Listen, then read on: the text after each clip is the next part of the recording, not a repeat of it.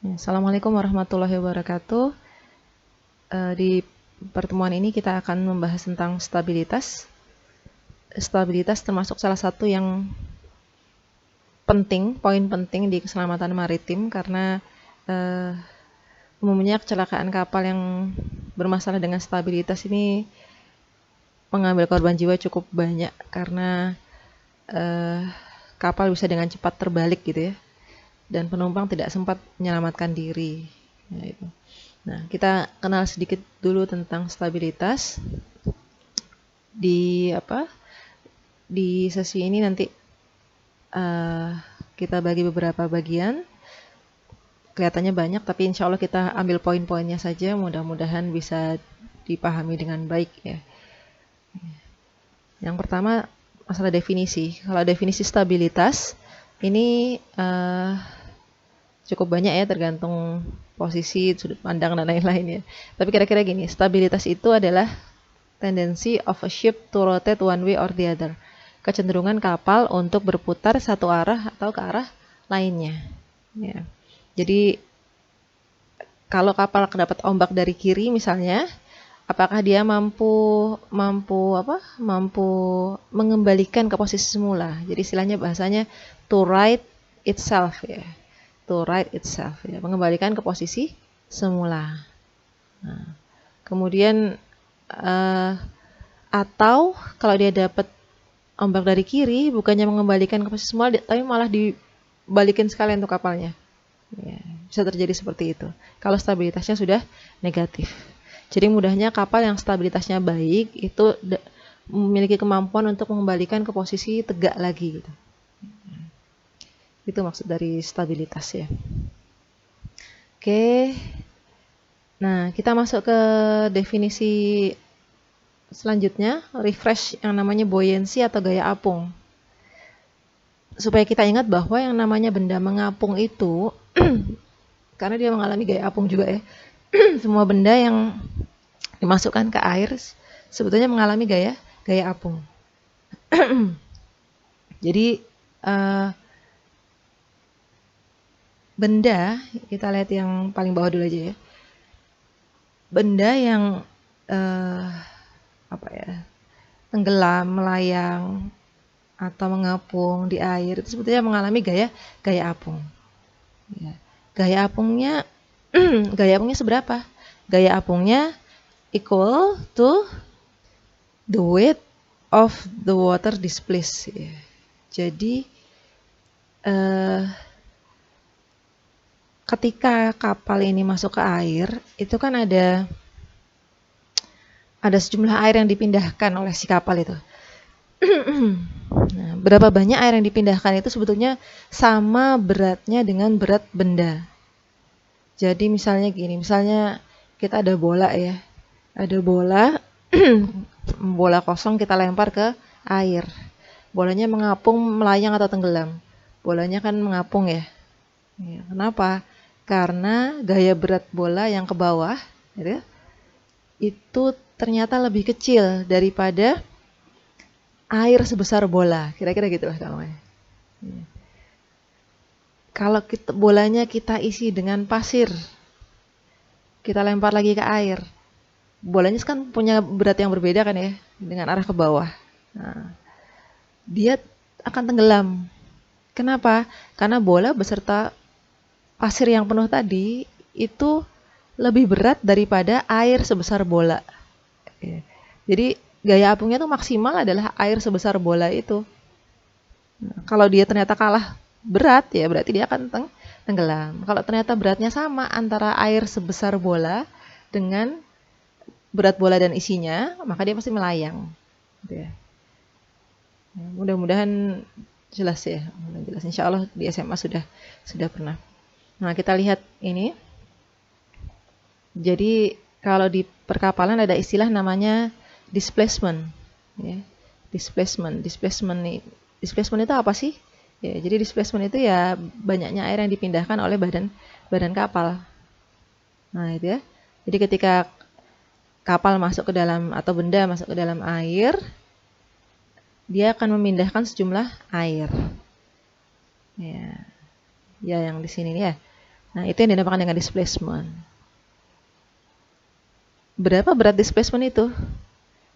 Berat displacement ya seberat benda itu. Ya. Jadi, kalau mau mengukur berapa beratnya kapal, ya nggak usah ditimbang ya. Masukin ke air gitu. Masukkan ke air, kemudian di air berapa banyak dia tenggelam di air, berapa volume air yang dipindahkan. Nah, itulah beratnya si kapal ya. Jadi displacement adalah berat dari volume air yang dipindahkan oleh lambung kapal. Ya, jadi kalau kalau saya beri Anda benda berukuran tertentu, misalnya 1 meter kali 1 meter kali 1 meter, ya. Setelah dilempar ke laut, ternyata tenggelamnya setengahnya. Jadi ada kotak gitu ya, 1 kali 1 kali 1. Begitu kita lempar ke laut, ternyata tenggelamnya itu setengahnya. Ya, 1 kali 1 kali setengah. Nah, Anda sudah bisa tahu berapa beratnya si benda tadi kan? Oh, dia tenggelamnya 1 kali 1 kali setengah. Berarti setengah meter kubik. Nah, gitu. Nah, setengah meter kubik air itu beratnya berapa? Itu ya. Oke, jadi kita kembali ke displacement. Satuannya displacement adalah metric ton ya. 1 metric ton itu ya 1000 kilogram atau 2200 pounds ya. Oke, itu yang dinamakan dengan displacement. Kemudian kita mengingat ini gaya ya. Gaya dorong atau gaya tarik. Satuannya Newton ya.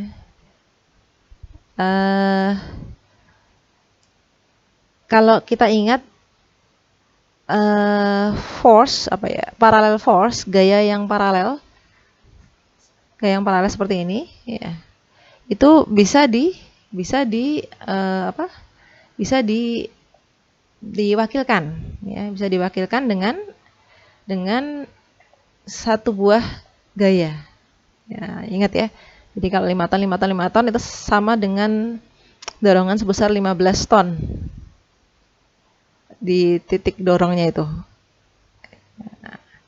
Oke. Nah, selanjutnya kita ingat tentang momen. Momen ya. Momen ini mudahnya mengingat kalau Anda ingat jungkat-jungkit atau main apa jot-jotan ya, apa namanya? Jungkat-jungkit. Anda bayangkan di satu sudut sebelah kiri ada adik Anda yang paling kecil. Dan di sudut sebelah kanan ada yang posisi ikut jungkat-jungkit. Kira-kira yang menang siapa? Mungkin kalau pertama kita bilang saya Bu gitu ya. Saya lebih berat gitu kan. Tapi ternyata belum tentu, kan belum tentu ya. Tergantung apanya? Tergantung jarak lengan bebannya. Jadi kalau kita duduknya mendekati titik tumpu tengahnya jungkat-jungkit, maka bisa jadi adik kita menang. Ya, karena dia lengan bebannya jauh ya. Kita ada di tengah-tengahnya jungkat-jungkit itu gitu. Ya, jadi tolong diingat momen ini kecenderungan untuk gaya untuk memutar ya, produce rotation ya ke sebuah titik tumpu ya. Tapi tolong diingat yang mempengaruhi bukan hanya berat dari benda tapi juga lengan bebannya. Jadi bukan hanya F tapi juga D ya. Ya. Jadi kalau main jungkat-jungkit belum tentu yang gemuk itu menang karena tergantung pada lengan bebannya. Mudah-mudahan ingat momen sekarang ya. Oke, kita lanjut. Volume. Kalau volume ini insya Allah pasti oke lah ya. Nah ini ya. Jadi panjang kali lebar kali tinggi. Cuma kalau kapal kan bentuknya nggak kayak gini ya. Kapal lebih kompleks ya. Ya. Anak DC bisa gitu hitung berapa volume kapal. Ya. Kemudian mohon maaf ini ke ini ya nih. density. Ya, density adalah massa per unit volume. Jadi ton per meter kubik kalau biasanya kita pakai. SW itu seawater, kemudian FW itu fresh water. Jadi kalau tadi misalnya saya tanya ada benda 1 meter kali 1 meter kali 1 meter saya lempar ke laut, ternyata tenggelamnya setengahnya. Berarti kan setengah meter kubik itu berapa beratnya? Oh, setengah meter kubik itu kalau di air biasa berarti 1,5 ton. Di air fresh water ya, air tawar, 1,5 ton. 500 kilogram. Banyak juga ya, Bu. Iya, jadi kalau kamu kalau kamu ngelihat ibumu nguras kamar mandi gitu ya, kamar mandimu ukuran 1 meter, 1 meter, 1 meter, dan beliau harus ngangkat, itu tega kamu ya. Kenapa? Karena beliau harus mengangkat 500 kilogram. Kalau misalnya dia angkutin setengahnya aja itu ya. 500 kilogram air itu. 1 ton air 1 meter kali 1 meter kali 1 meter itu ya. Ya. Jadi berat air itu. Kalau di air laut bagaimana? Kalau di air laut tuh lebih berat. Ya, lebih berat. Jadi kalau tadi 500 kg, ternyata kalau kita lempar di air kita lempar di kotak itu di air laut, itu nggak nyampe setengahnya nanti. Ya. Karena air laut beras jenisnya 1,025 ton rata-rata gitu ya. Artinya kalau setengahnya itu 510 kilo. 510 kilo. Nah, jadi karena air laut lebih berat, maka gaya apungnya itu istilahnya gimana? Tadi saya bilang benda yang sama kalau saya lempar di laut sama lempar di sungai, itu tenggelamnya berbeda. Karena ingat displacement tadi. Oke. Berapa banyak dia memindahkan air seberat seberat benda itu. Nah, kalau seberat benda itu, misalnya tadi berat bendanya 500 kg, maka kita masukkan ke air sungai, dia akan memindahkan 500 kg air sungai, yang itu setengah meter kubik. Tapi kalau kita lemparkan ke laut, dia akan memindahkan 500 kg air laut. Nah, 500 kg air laut ini volumenya lebih sedikit daripada air tawar ya. Mudah-mudahan paham. Nanti saya kasih latihan sedikit supaya lebih ingat ya. Oke.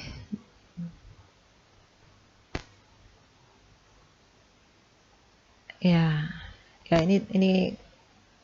Oh iya, ini kalau Anda mau menghitung tadi ya, silahkan dihitung. Maka berapa beratnya benda? Nah, ini dikalikan 1 ton. Oh, berarti 3.600 ton beratnya. Ya. Oke. Kita lanjut yang kedua. Jadi ada namanya stability reference point, titik-titik referensi stabilitas. Ini nanti kalau ngobrol dengan teman-teman di desain konstruksi gitu, insya Allah sudah nyambung ya. Jadi ada titik-titik namanya M, meta center, G, gravity, kemudian B itu buoyancy, K itu kill itu lunas itu ya ini bagian bawahnya kapal ini. Kalau di kapal kayu tulang belakangnya itu ya, tulang belakangnya. CL itu center line. Kita lihat dulu yang pertama, apa sih center of buoyancy? Dilambangkan dengan titik B. Jadi kalau Anda lihat gambar garis-garis merah panah ini, sebetulnya si air itu memberikan gaya dorong tegak lurus terhadap setiap benda yang masuk ke dia gitu. Tapi kalau kita wakilkan dengan satu titik, maka titik itu dinamakan dengan titik B, buoyancy, yang arahnya ke atas seperti ini. Ya, arahnya ke atas seperti ini. Jadi resultan dari semua gaya yang bekerja di situ.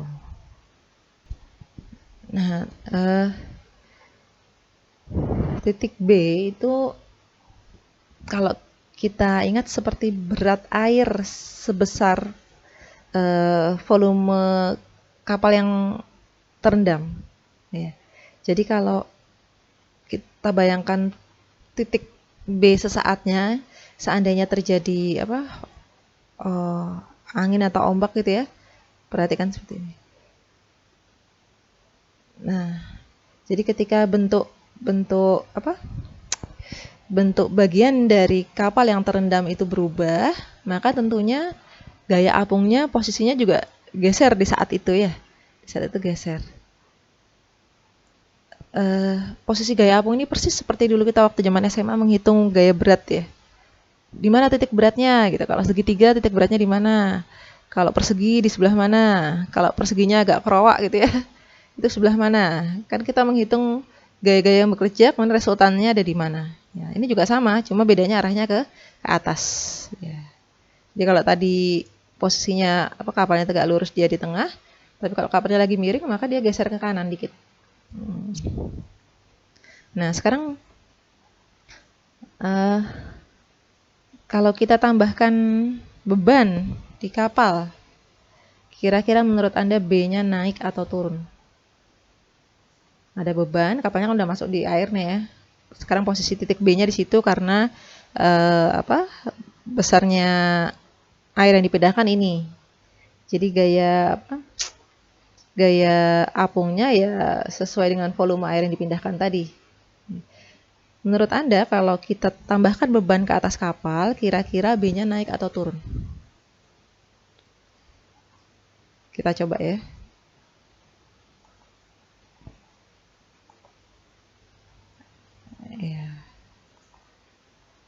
Nah, jadi ketika kita tambahkan beban, maka kapal kan akan semakin tenggelam ya. Semakin tenggelam. Ketika kapal semakin tenggelam, perhatikan bagian yang tercelup air semakin besar. Nah, semakin besar bagian yang tercelup air. Sehingga posisi B-nya dalam hal ini naik ya. Jadi kalau kita menambahkan beban, posisi B-nya akan naik. Tolong diingat, buoyancy ini yang dibayangin adalah beratnya si air. Beratnya si air tergantung pada bagian benda yang dipindahkan. Jadi pertanyaannya cuma si kapal tenggelamnya seberapa banyak, terendamnya seberapa banyak gitu. Kalau kapalnya semakin berat kan dia terendam semakin banyak tuh. Terendam semakin banyak, nah berarti B-nya agak naik gitu. Ya. Oke. Selanjutnya kita akan bicara tentang center of gravity. Berbeda dengan buoyancy tadi, center of gravity ini ketika Anda berpikir tentang center of gravity, jangan bayangkan dia di dalam air deh. Kadang-kadang suka rancu jadinya teman-teman itu. Kita lihat dulu. Jadi center of gravity itu titik berat, persis seperti titik berat zaman SMA dulu kita mikir ya. Jadi ketika bicara center of gravity, titik berat itu adalah all weight could be concentrated. Ya, jadi titik pengganti lah ya. Pengganti dari semua resultan gaya beratnya dia. Ya, itu titik berat. Oke. Nah, G ini akan berubah. Titik G akan berubah kalau ada penambahan beban. Jelaskan ya. Kalau misalnya ada kayu gitu ya, terus atasnya kita kasih besi, nah itu kan juga pasti berubah kan titik beratnya. Nah contohnya ini, kalau kapal kemudian helikopter naik ke atas kapal itu, menurut Anda G-nya kira-kira naik atau turun? Kita coba ya. Ya naik ya, naik karena berat di atas sekarang semakin banyak. Kita bicara kapal ya, airnya abaikan dulu deh, jangan mikirin airnya ya. Kapalnya kan tadinya segini nih, terus kita tambahin helikopter di atasnya, maka titik beratnya mesti naik ya. Titik beratnya pasti naik. Oke. Nah, jangan lupa titik G ini juga akan berubah kalau ada pembuangan muatan, pemindahan muatan. Ya. Nah, misalnya ini, di kapal itu di bagian bawah ada namanya balas ya. Nah, menurut Anda kalau air balasnya dibuang ke laut, G-nya naik atau turun kira-kira? Bayangkan dia sebuah benda ya. Dia sebuah benda, kira-kira mana yang lebih berat di daerah situ ya? Itu adalah arah titik beratnya bergerak gitu. Nah, jadi kalau balasnya kita buang, kira-kira G-nya naik atau turun? Nah, ini ternyata.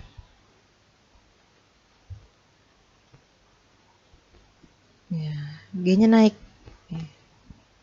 Kok tetap naik, Bu? Iya, kan bawahnya sekarang lebih ringan. Kalau bawahnya lebih ringan, berarti kan atas lebih berat. Ya, gitu ya. Jadi, ketika air balas di bawah itu dibuang, tolong diingat G-nya naik. G-nya naik, ya, bukan turun ya. G-nya naik. Karena di bawah airnya dibuang, di bawah maka lebih ringan dari sebelumnya. Sehingga yang di atas lebih berat. Ya, maka G-nya naik ke atas. Ya belum tentu di atas lebih berat sih, tapi maksudnya titik G akan bergeser ke atas ya, karena ada pengurangan beban di bawah ya. Oke. Selanjutnya G juga akan bergeser kalau ada pergeseran muatan. Kalau ada pergeseran muatan. Nah ini ya, jadi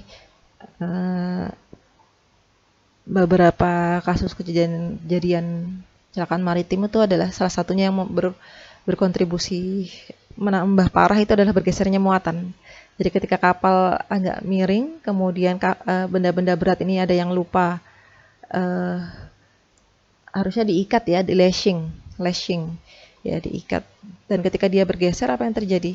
Maka G-nya juga akan bergeser ke arah, khususnya benda-benda berat ya, ke arah pergeseran benda tadi. Ya. Jadi bisa diingat bahwa G itu akan berubah kalau ada penambahan beban ya, pengurangan beban, pergeseran beban, itu G akan berubah. Ya. Oke, selanjutnya titik yang berikutnya adalah titik meta center. Ini agak sulit kalau kita nggak usah definisinya apa gitu ya, tapi kira-kira bayangannya ini deh, yang di sebelah kiri ini, dia semacam titik ayun gitu, semacam titik ayun.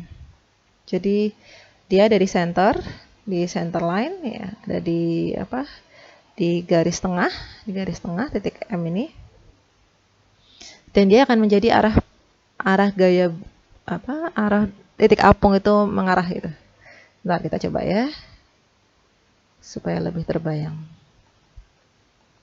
Nah ini, nah ketika kapal ini mengalami pergeseran bagian yang terendam kan berubah gitu ya, maka B-nya tadi kan juga berubah posisinya. Nah, tapi semua B ini tetap akan menuju ke satu titik. Ya, menuju ke satu titik ya. Nah, titik itu adalah titik M, meta center. Oke. Kuncinya yang perlu dihafalkan bahwa meta center ini juga bergerak. Bergeraknya berdasarkan apa, Bu? Apakah B-nya naik atau turun? Jadi dia tuh berlawanan dengan B. Kalau B-nya naik, maka M-nya turun. Gampangannya itu apa ya? Kan dia kayak titik bandul ya. Jadi kalau B-nya naik, itu Anda bayangkan tali bandulnya itu semakin dekat. Ya, jadi ketika B-nya naik, M-nya turun. Ketika B-nya turun, M-nya naik. Nah, ini kuncinya si M tadi. Jadi meta center itu akan berubah posisinya tergantung B.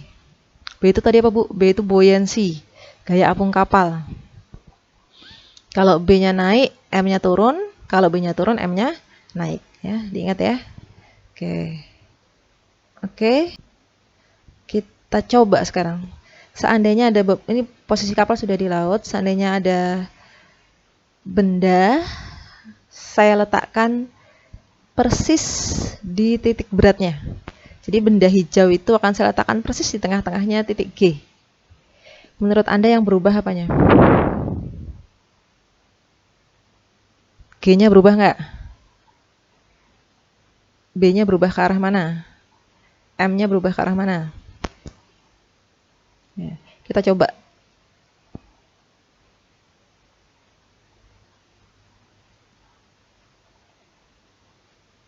Ya, oke. Jadi ketika benda diletakkan tepat di titik G, karena kita tadi sedang belajar M ini ya, maka tidak ada perubahan titik berat ya, tidak ada perubahan titik berat.